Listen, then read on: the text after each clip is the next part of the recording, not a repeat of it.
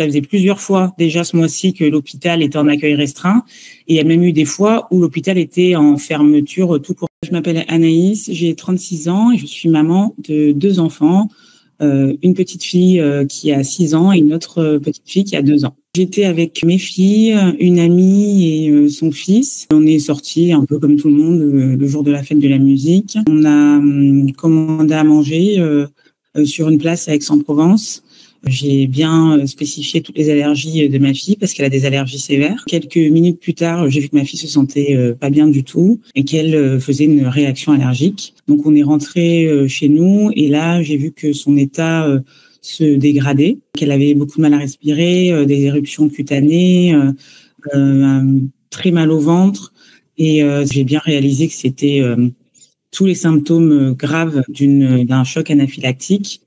Et que j'ai décidé de piquer ma fille avec un stylo EpiPen qui est fait c'est fait pour réduire tous les symptômes allergiques. J'ai pris ma voiture, mes 2 enfants, mon ami, pour qu'on se rende à l'hôpital parce que normalement après une piqûre EpiPen, il doit y avoir une observation, une hospitalisation à l'hôpital pendant 6 à 7 heures. C'est le protocole, c'est un protocole qui est avéré, national. Et quand je suis arrivée à l'hôpital était de l'extérieur désert. C'est un hôpital que j'ai quand même l'habitude de fréquenter, donc c'était la première fois que je voyais personne. Et arrivée aux urgences, j'ai rencontré 2 ou 3 infirmières et c'est elles qui m'ont dit que il n'y avait pas de médecin disponible, que l'hôpital était fermé, que les urgences étaient fermées, mais pas tout à fait parce qu'ils faisaient un accueil restreint pour les urgences vitales. Elles ont pris les constantes de ma fille et qui avait toujours beaucoup de mal à respirer et m'ont expliqué que comme il n'y avait pas de médecin disponible, enfin c'était fermé, il y avait personne, que je me redirige soit à l'hôpital Nord de Marseille, soit à la maison médicale. En jour de fête de la musique, il y avait beaucoup de bouchons, même à l'intérieur de la ville. Et c'est là que j'ai un peu paniqué en leur disant mais là, il doit y avoir une surveillance parce qu'il y a un risque d'effet rebond en fait avec les allergies. Quand on pique, l'effet rebond, c'est une réaction allergique qui est 2 fois plus violente que la première. C'est pour ça qu'il y a une surveillance à l'hôpital et c'est pour ça que j'ai amené ma fille. J'ai couru à la permanence médicale. Il restait un médecin. Le médecin m'a dit voilà, on n'était pas censé ouvrir aujourd'hui.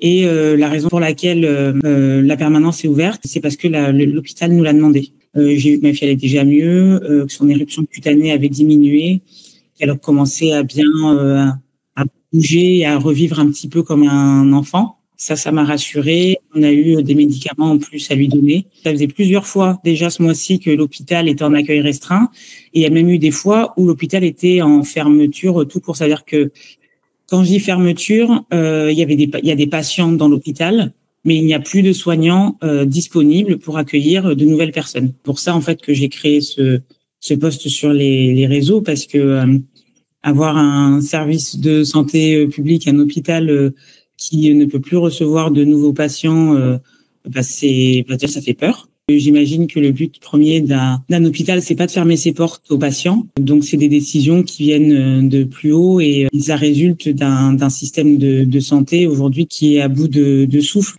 Est-ce que vous avez une réponse du président ou du ministre de la Santé ? Pas du tout, malheureusement.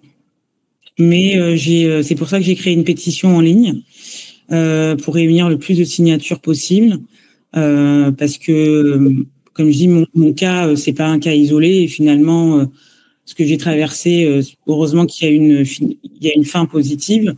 Mais par contre, on a vraiment un système aujourd'hui qui est saturé et il faut que ça change. C'est pour ça que j'ai interpellé le président de la République et que j'ai interpellé le ministre de la Santé pour savoir quel est le plan d'action, est-ce qu'il y en a un, qu'est-ce qui est mis en place en fait pour qu'il puisse avoir un système de santé continu pour qu'ils puissent répondre à leur mission de service public.